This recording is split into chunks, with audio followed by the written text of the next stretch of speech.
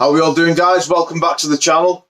Today I thought I'd make a short video about my experience with ECDYSTEROIDs and Brassinosteroids. I've had a lot of questions lately about this subject and about one ECDYSTEROID in particular, and that is testosterone. So I'm going to do a bit of an ingredient breakdown and explain how they could potentially help you reach your training goals.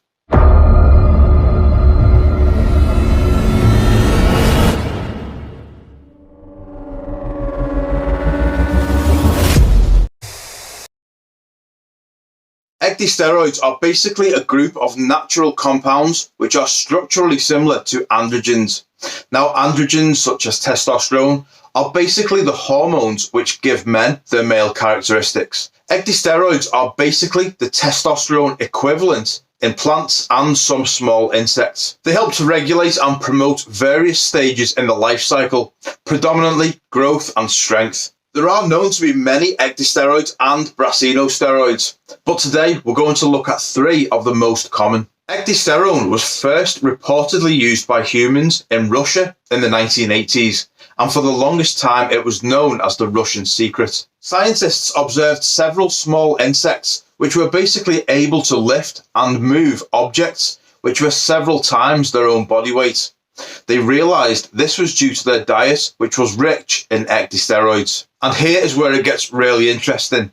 ECDYSTEROIDs, when consumed by humans, have shown to massively increase strength and muscle mass. So much so that following two human studies in 2014 and 2019, the World Anti-Doping Association found it necessary to put ECDYSTERON on their monitoring program. To give you some idea how significant this actually is, WADA does not just put any ingredients on there for no reason. There are lots of other natural anabolic ingredients which are present in the foods that we consume every day.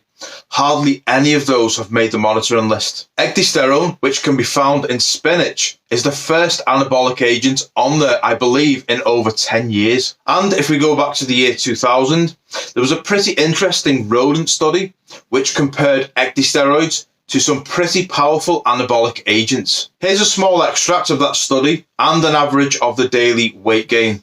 Testosterone actually outperformed Dianabol, which is an anabolic steroid. Here is even more good news. ECDYSTEROIDs do not bind to androgen receptors in the same way that traditional anabolic steroids do. So you will not get any HPTA suppression at all.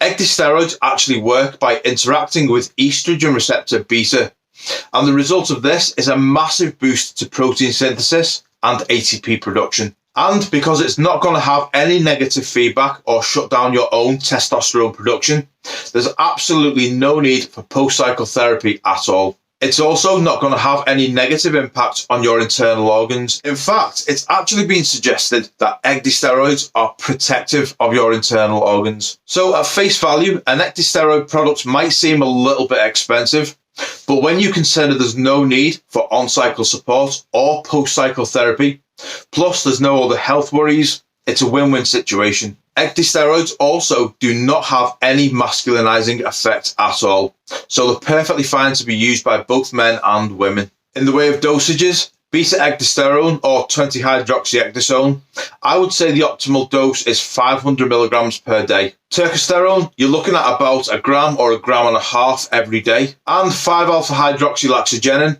I would not typically go above 200 or 300 milligrams daily. Obviously, if you're using any of these ingredients in combination, then the dosages might change slightly. I've used all three of these ingredients separately in the past, then all together in combination when products like Ghetto Gear and Natty Quad were released.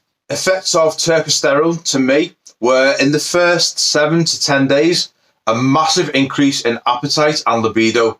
Then during the course of the entire cycle, a gradual increase in strength. I'll be honest, beta-ECDYSTERON for me seemed to be the most potent in terms of muscle and strength gains, while simultaneously losing body fat. Not so much with the increased appetite, but definitely massive leaps in strength and muscle mass. 5-alpha-hydroxylaxogenin was probably somewhere between the two, but nowhere near as potent. Like I mentioned, these are a couple of products which have all three ingredients combined. Ghetto Gear by Naughty Boy contains 500 milligrams of ECDYSTERON, 500 milligrams of testosterone, and 200 milligrams of 5-alpha-hydroxylaxogenin. You've also got 10 milligrams of bioperin, which is black pepper extract, for the absorption. Natty Quad is the one that I'm currently using for my body recomposition, and this is one of the highest dose products that I've seen in this category. Again, you're looking at 500 milligrams of ECDYSTEROIDS, 150 milligrams of 5-alpha-hydroxylaxogenin this time, but you've then got 1.5 grams of testosterone, so massive dose there. You've also got Senactive at 50 milligrams. I'll be completely honest with you now. It can be really difficult to rely purely on anecdotal evidence when it comes to things like ECDYSTEROIDs because there are so many variables. You know, people might not be properly tracking their training, their macros, their calories, their recovery, hydration, additional supplements. You know, there are so many things which can contribute to the overall outcome. So this is where I hope this video can be a little bit different. For the longest time now, I have tracked everything, both before and after ECDYSTEROIDs, and with and without other supplements thrown in. Short answer, for me, ECDYSTEROIDs are very, very effective. If you do want to know any more about my own personal situation while using these products, fire away with any questions and I'll be happy to answer them for you. Now, cycle length. I personally stick to 12 weeks on, 4 weeks off, for a total of 3 cycles every year.